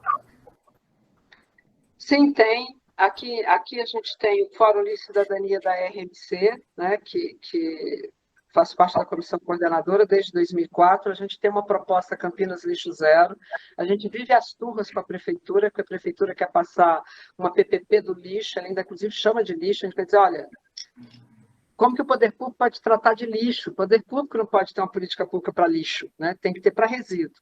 Né? A gente tem sim, tá? E a gente sabe que o prefeito eleito é a favor da PPP, então a gente já vai começar dia 1º de janeiro, num campo de batalha. Certo. Vou passar a palavra para o Luiz e depois, por último, para o Bruno. Então vai, Luiz. Não, depois eu quero conversar com a Emília mais sobre isso, mas eu quero que o Bruno faça a pergunta dele. Eu queria só falar sobre engenharia reversa e tal, mas isso aí é muito longo para a gente falar sobre isso agora, então deixa o Bruno falar. Bruno, então. Olá, estão me ouvindo? Sim. Primeiro, eu gostaria de agradecer pela excelente aula. É realmente revigorante, um prazer, né, poder participar de aulas tão sublimes. São todas excelentes e hoje não foi diferente, né? Depois, eu gostaria de trazer realmente essa experiência de que, bom, eu trabalhei com meu pai, reciclando material, né, pegando na rua e tal, com ele, com a minha avó, e é realmente isso, né, a gente percebe que é invisível. Então, de fato.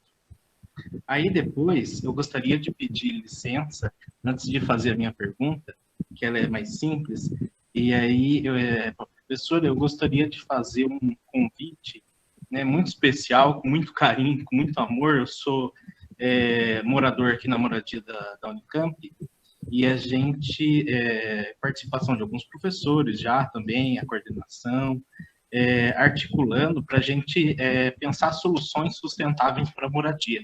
Eu vou postar aqui no grupo o link do grupo do WhatsApp, aí quem quiser pode participar. Nossas reuniões acontecem toda sexta-feira, das 14 às 15. Daí a pergunta que eu queria fazer naquela cidade lá, pequena lá da Espanha, tem lixão? Não? Não. Era só isso. Obrigado. Bruno, eu tenho uma aluna de iniciação científica que está fazendo uma proposta para fazer um lixo zero, um projeto lixo zero para moradia estudantil, tá? A gente já fez uma reunião com o Conselho da Moradia Estudantil, ela vai começar a trabalhar logo, logo. Obrigado. Uma aula maravilhosa, viu? Muito obrigado mesmo. Excelente. Obrigada. Bom, Wilmer, você quer falar alguma coisa? Que você postou tanta coisa aqui.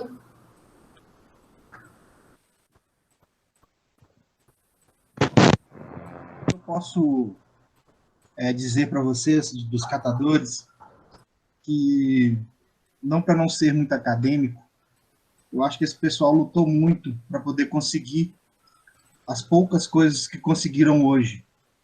Para que essa categoria recebesse esse respeito, essa identidade que eles construíram nesses últimos 10 anos, principalmente com projetos como Cataforte, Procatador, reuniões interministeriais, como a professora disse, morreu muita gente, sabe? Foi preciso morrer muita gente para poder que o Movimento Nacional dos Catadores pudesse existir. Essa categoria hoje, ela é fruto de muitos catadores que morreram nos lixões quando iam coletar seus materiais e o caminhão passava por cima deles. Então, eu trabalhei diretamente com os catadores há 16 anos, né? Então, assim, hoje eu não trabalho mais, mas ficou uma saudade muito grande, eu tenho um carinho muito grande por eles. Tudo que eu aprendi na minha vida, enquanto hoje eu praticamente me considero um acadêmico, eu estou no doutorado, mas eu devo muito a toda essa classe, essa categoria, esse agrupamento social que, a meu ver, ensina todo mundo aí, a cada dia, a busca mesmo por um trabalho digno, por melhoria das condições de vida, embora as pessoas ainda achem que as condições de vida deles são precárias, e são, mas na questão de escala, eles conseguiram a sua independência, principalmente muitas mulheres, que hoje fazem parte de 2/3 das categorias das catadoras pelo Brasil, que ali lutam pelo sustento de suas famílias. Então, o que eu tenho a dizer, assim, pelo pouco lugar de fala que os catadores me deu, até mesmo que eu sou amigo pessoal do Tião, que a professora comentou aí, eu sou amigo da Claudete, eu sou amigo do Alex, do Paraná, eu sou amigo de todos eles, do Severino, do Rio Grande do Sul, de todos eles. É que eu tenho um carinho por esse pessoal que não sei nem como agradecer, sabe? E obrigado, e adorei o tema de hoje, como ter adorado todos os temas. Acho o Luiz Marques fantástico, o Jolie fantástico, Castellani fantástico, acho que é só sumidade aí. Então, assim, é isso. O que eu tenho para dizer é isso. Os catadores construíram uma identidade oriunda de muita gente que morreu para fundar o Movimento Nacional dos Catadores. Eu acho um absurdo quando a gente abre hoje o relatório do governo atual, que eles dizem que 506 cooperativas estão sendo atendidas, sendo que no ano passado eram 200, pelo acordo setorial, né? E que o acordo setorial que virou um termo de ajuste de conduta do Ministério Público. Então, assim, eu acho que a gente tem que combater, pelo menos, essas inverdades, sabe? Porque eu acho que é uma categoria que merece mais auxílio, mais apoio do governo, porque a gente sabe que a catação não se paga. Né? Então, assim, é isso que eu tenho para dizer, sabe? E é isso. Sou dilmista mesmo, sou lulista mesmo, sou de um Lula que foi debaixo do viaduto, no primeiro viaduto de São Paulo, lá na Copimari e lá na Cata Sampa, para poder conversar com o Roberto Laureano e construir as primeiras políticas públicas. Eu sou o Lula que saiu depois de 20 dias e assinou a Lei 12.305. Eu sou fruto disso mesmo e tenho orgulho disso. Tenho orgulho de ter tocado 4 bilhões de reais em projetos pelo PT e por outros partidos, e tenho orgulho dessa categoria.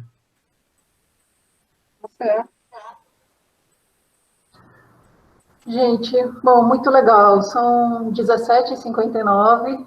Antes de encerrar, só queria dizer que a semana que vem a gente tem a última aula de governança com a professora Rosana. Depois disso, a gente vai ter uma aula aberta, que vai ser discussão. Eu gostaria que as pessoas participassem, porque a ideia é que a gente vai meio que discutir um pouco, uma discussão geral de tudo que foi discutido ao longo dessas aulas, e essa vai ser o único momento que a gente vai ter na disciplina, por conta do formato que ela tomou, para a gente pensar um pouquinho em ações, né, relacionadas a tudo que a gente discutiu aqui. E em janeiro a gente vai ter mais 2 aulas com convidados externos, então eu espero ver vocês ainda nessas próximas 4 aulas, tá bom? Então, obrigada a todos e bom feriado aí, né? Obrigado, Adela. Obrigado, Emília. Todo mundo aí. Tchauzinho. Obrigada, Emília. Parabéns pela... Oi, Cristiana. Tudo bem?